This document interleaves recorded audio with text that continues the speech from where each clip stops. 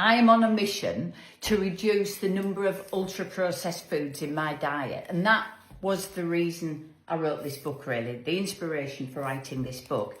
And whilst I was on my break, I came back to a flutter of requests, if you like, about gluten-free bread.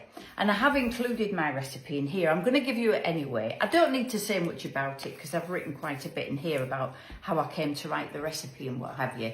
But what I have had is lots of people saying, I love this bread, gorgeous, tastes amazing.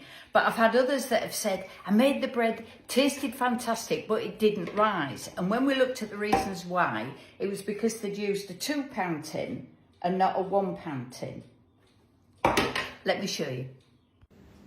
Starting with a teaspoon of sugar, 100 mils of warm water, and then I'm just going to swirl these around until the sugar dissolves.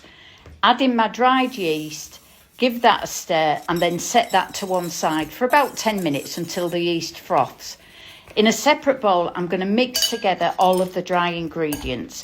Stir well to combine, and then I've got a £1 loaf tin here, and I'm going to grease it. I'm using lining paste, but you can use butter or lard.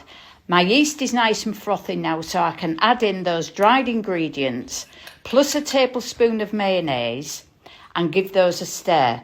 Now I'm going to add more water, but I add it little by little because I want a really smooth batter, and add in the water gradually, make sure that I don't get any lumps. So give it a whisk at the end, and I've got a lovely smooth but thick batter. This can go into the tin. And then the important part, unlike other breads, I'm going to leave this to rise in a cool place. I'm going to smooth the top off, put it in a cold oven and close the door.